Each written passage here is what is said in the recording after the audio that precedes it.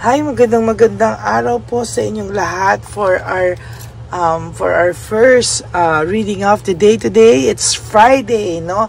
At huling Biyernes po sa araw ng Disyembre, no? This will be the last Friday for December for 2024. Kaya sobrang lakas po talaga ng energy ngayon. Kaya titingnan po natin kung ano po ang makikita natin sa ating reading of the day today, no? Talaga pong makikita po natin na talagang ito po ang isa sa pinakamalakas na araw, no? Ang huling Biyernes ng 2024. Kaya wag niyo pong kakalimutang panoorin ang lahat ng videos na ilalabas natin for this day. I hope na makaresonate po kayo sa lahat ng ating videos na ilalabas, no? I hope na mag-enjoy po kayo sa ating reading for the day dahil talagang napakalakas po ng ating energy pag ganito, no?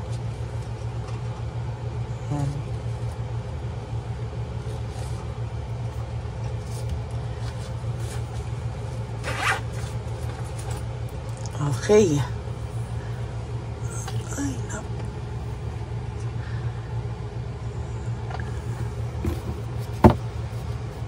balasahin muna po natin ang ating baraha.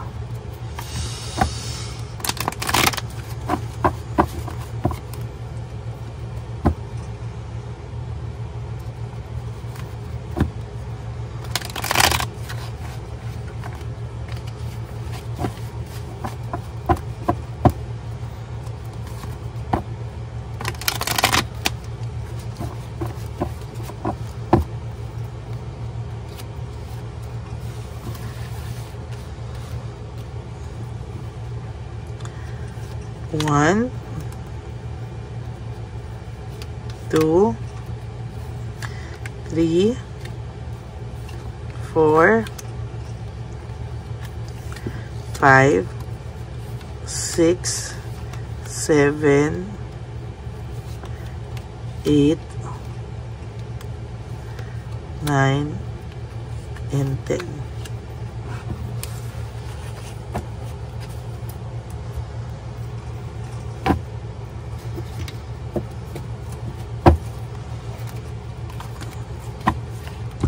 Kamusta po? Napanood niyo na po ba ang ating first, second, and third reading kahapon, ano? Feel ko po napanood niyo na po yung first, but yung second and third po ay marami pa po ang hindi nakakapanood. So, bago niyo po panoorin to, siguraduhin niyo muna pong dumiretso kayo sa second and third reading kahapon, first, second, and third reading kahapon, bago niyo po ito panoorin, ha?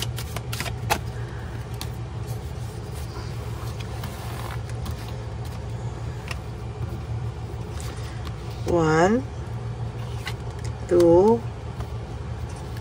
3, 4, 5, 6, 7, 8, 9, and 10. Wag nyo po lalong i-skip to sa araw na ito, no? Para po ngayong araw na to, lalo ko pong makuha ang mga energies nyo.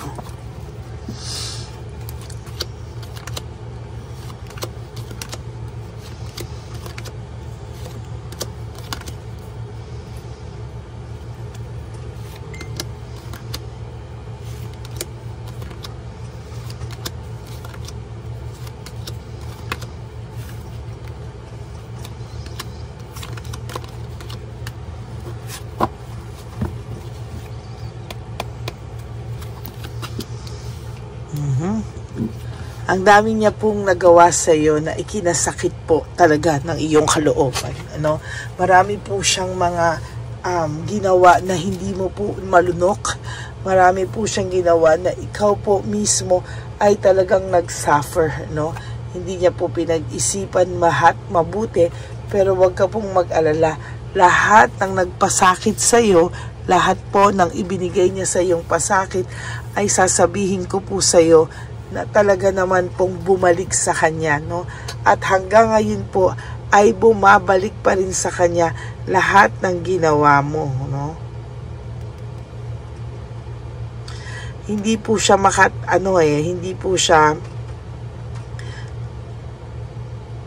hindi po siya makatagal na sa loob ng isang araw hindi kanya maiisip, no? Talagang maiisip at maiisip at maiisip ka po talaga nito, no? Hindi ka po mawawala sa isipan niya, oh. Talagang sasabihin ko po sa iyo na talagang sa lahat po ng nangyari ay talaga pong hindi niya po maaalis na mabalikan talaga po siya ng tadhana. Sa sobrang sakit na mga ginawa niya sa iyo, at hindi lang po yon, yung person mo at lahat ng tao na nagbigay sa iyo o nag-impluwensya dito at naging dahilan ng inyong paghihiwalay ay talaga pong babalikan ng tadhana, no? Next year, talagang ito po ang year mo ng ang hustisya ay nasa iyo, no? So itong next year po, no, yung 2025, no, yung person mo at lahat ng mga nagsulsol para masaktan ka,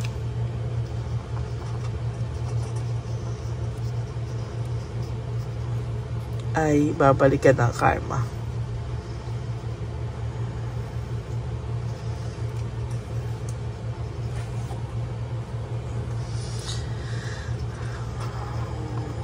Sila naman ang makakaramdam. Sila naman ang masasaktan. Sorry po, kahit ayaw nyo po at gusto nyo man o ayaw nyo, talagang mararamdaman po nila ang karma, no? Sa 2025, yung person mo at lahat ng mga nagsulsol para masaktan ka ay babalikan ng karma. Sila naman ang masasaktan. Whether you like it or not, sinasabi ko po sa inyo na mangyayari at mangyayari po yan. Okay? So nakikita ko po dito, no, darating po ang araw na dahil sa lahat ng nangyayari sa kanya, ipakita nyo po na masaya kayo, ipakita nyo po na hindi siya kawalan, and there will come a time that this person hahabol po sa ito o magpapapansin po ito sa iyo or magpaparamdam po sa iyo ito nang hindi mo sinasadya. Lahat po ng ginagawa niya ngayon is walang resulta, no? Actually, nagkakamalas-malas na po itong taong to at sa nakikita ko po ay talagang hindi po ito babalikan ng tadhana, no? Babalikan po talaga siya ng tadhana at hindi po talaga siya papatahimikin, ano? Kasi emotionally, ang person mo at lahat ng mga pamilya nito na sulsulera at sulsulero, sasabihin ko po sa iyo, ay emotionally immature, no? Ang dami po nilang disappointment sa buhay, kaya gusto po nila lahat ng tao ay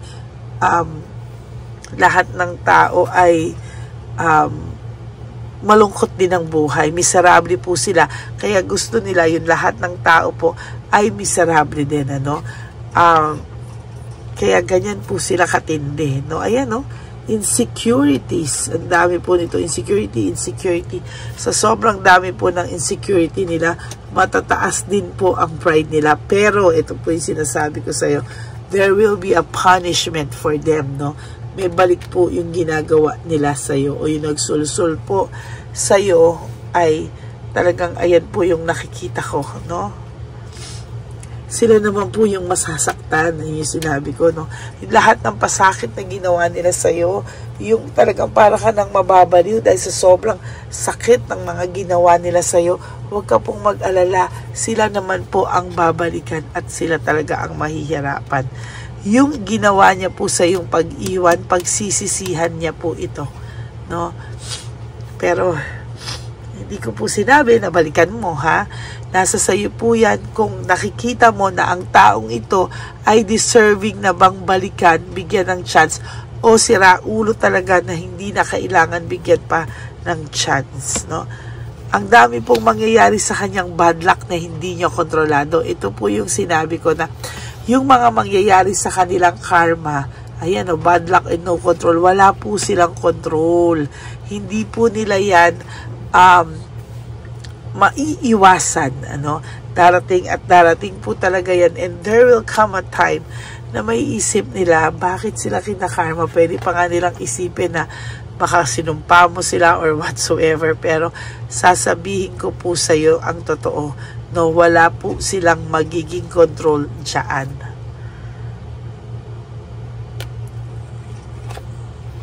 Magkakaroon po siya ng lahat ng delayed success. Yung mga pamilya po nila na kampi-kampi ay magkakaroon po ng family problems. Yung separation nyo po ay babalik sa kanila, family problems and delayed success. That is the sun in reverse, no? Yan, no? Hindi niya po kakayanin yan, ano? Mahirap pong kalaban yan, and I assure you na mas mahirap po yan kapag dumating yung araw na binalikan na siya ng tadhana, no? Ay... No, yan po yung sinasabi ko na mahirapan po yung person mo at yung mga taong nagsusulsol behind your back, no?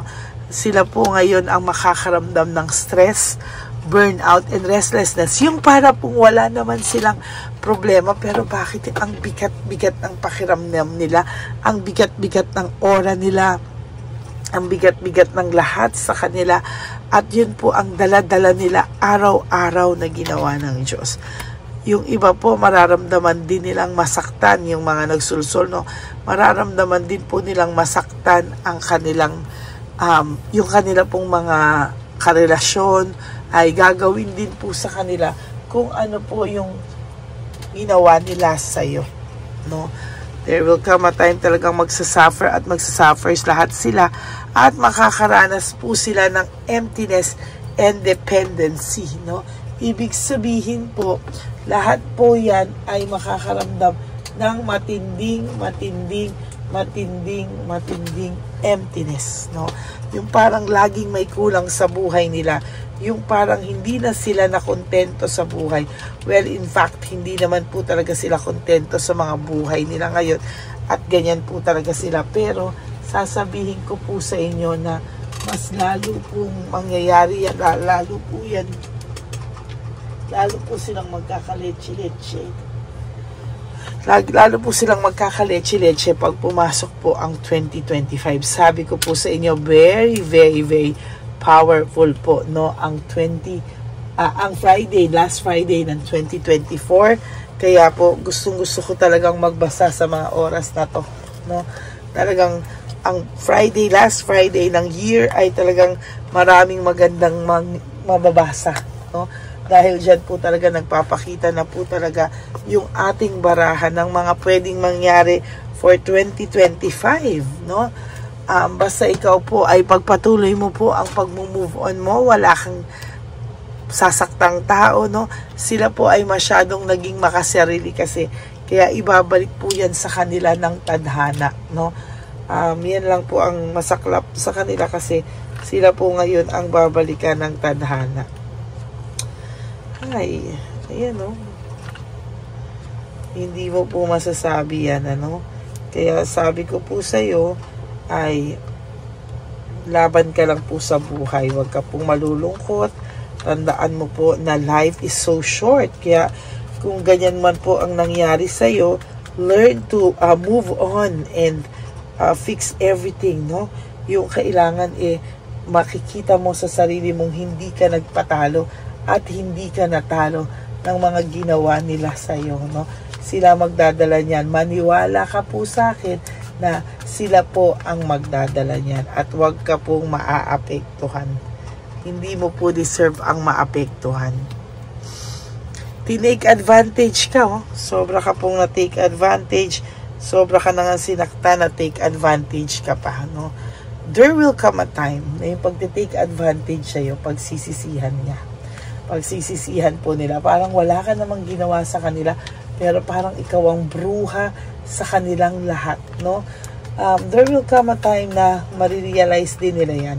Sa araw na talagang umayaw ka na sa kanila, yung talagang iniwanan mo na sila. Kasi ngayon yung sa iba sa inyo na hindi makaalis, no?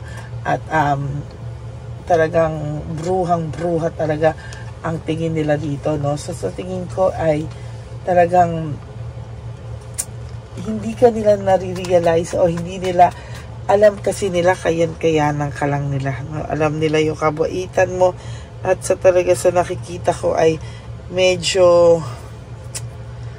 hindi talaga sasakto, you know, na parang ang pakiramdam nila, okay lang yan kasi hindi naman yan kaya umalis, or hindi naman niya kayang iwanan tayo.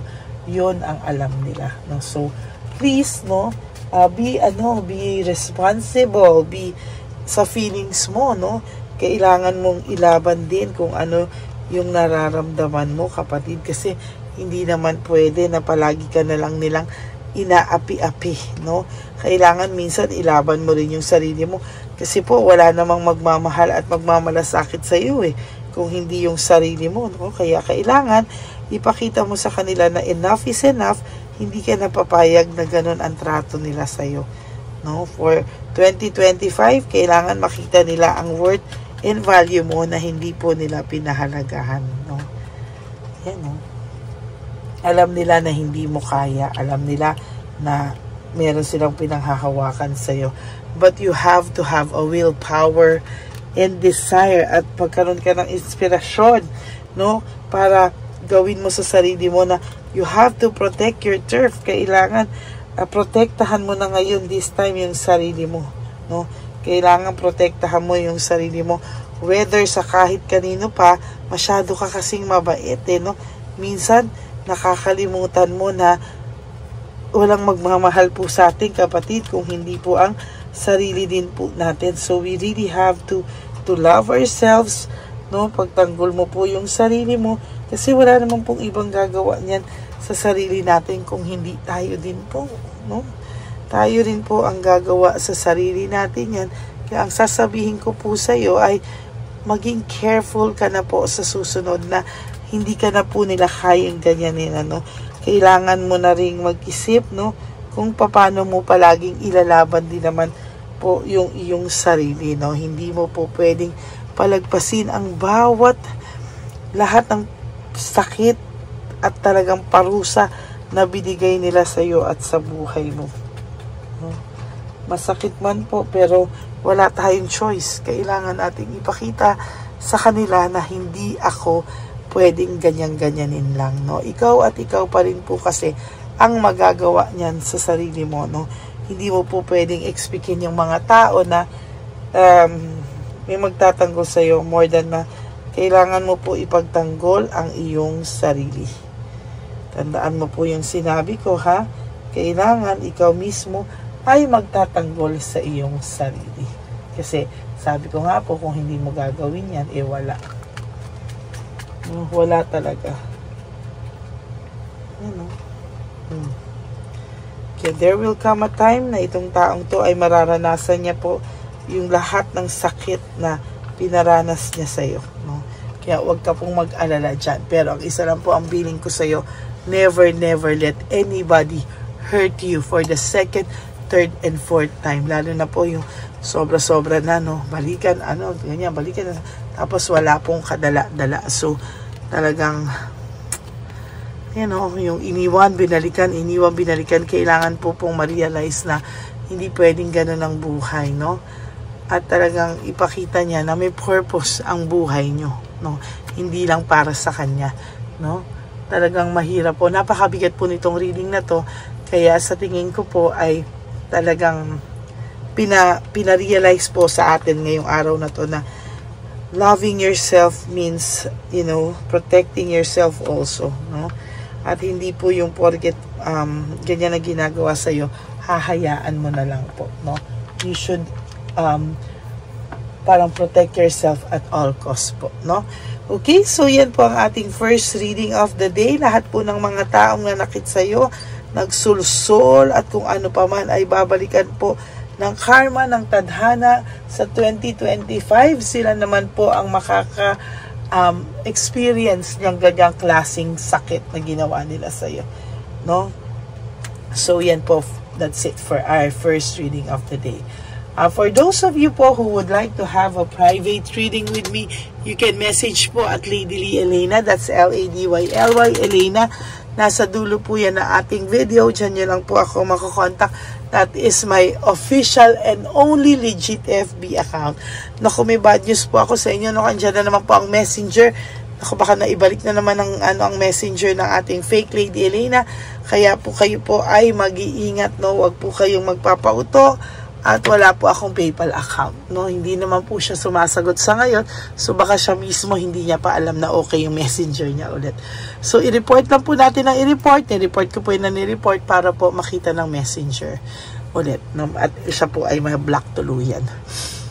Okay, para naman po sa aking mga ever loyal, solid, and solid, loyal, and faithful Lady Elena family, I love you all from the bottom of my heart. Mahal na mahal ko po kayong lahat. At talaga pong nandito lang ako para sa inyong lahat, no? And ang lagi ko pong payo sa inyo is just to live one day at a time. Do 3 things that will make you happy for today. Maging masaya po kayo. At sabi ko nga po sa inyo, there will come a time na marirealize nyo na naka-move on na po kayo, no?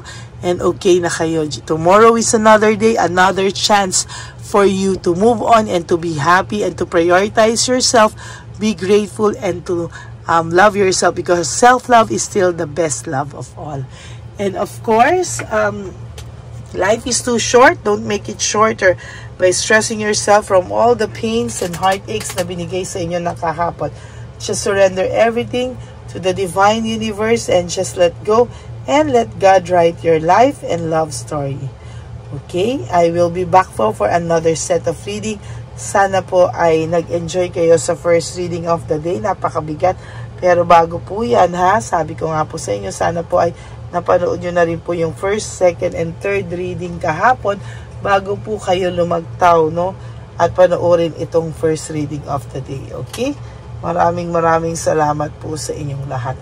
And no skipping of ads, please tulong nyo na po yan sa ating channel para lalo po tayong makapag-ipon dahil tayo po ay nagsisimula na ulit mag-ipon for February or March for our One Love a Day summer edition. Okay? Maraming salamat po, no? At ako po ay masaya na sama-sama tayo hanggang magtapos ang taon at next year ay magsasama-sama po tayong ulit lahat. Thank you so much po, and please po, no, pakiusap lang po talaga, no skipping of ads. Thank you very much, and I love you all from the bottom of my heart. See you next time. Mamaya lang po yan sa second reading of the day. Bye! Magandang gabi po ulit sa inyong lahat. Ako po ay muling nagpapaalala sa inyo na mayroon pong lumalabas sa FB at Messenger account na fake account po, no, nang hihingi po ng $25 through PayPal at hindi po yan totoo. Huwag po kayong maniwala dyan. At pag sinabi mo po na gusto ko pong marinig ang boses nyo or makita kayo, ang sasabihin po ay magbibigay kami ng link. Buksan mo yan at pagkatapos ay makikita mo ako. Huwag po kayong maniniwala dahil yan po ay hindi totoo. Yan po ay isang malaking scam na pag binuksan nyo po ay mahahack po lahat sa inyo. Mahahack po ang inyong mga personal details. Lahat ay mahahack. Ako po ay nalulungkot na ito po ay nangyari. Ngunit sa talagang may mga tao pong masasama at may mga tao po talagang hindi makatiis na hindi gumawa ng masama sa ibang tao. Pero maging aware po sana kayo. Tulungan nyo po ako. I-report po natin yung fake na yan at sa FB para siya po ay mawala na at wala na po siyang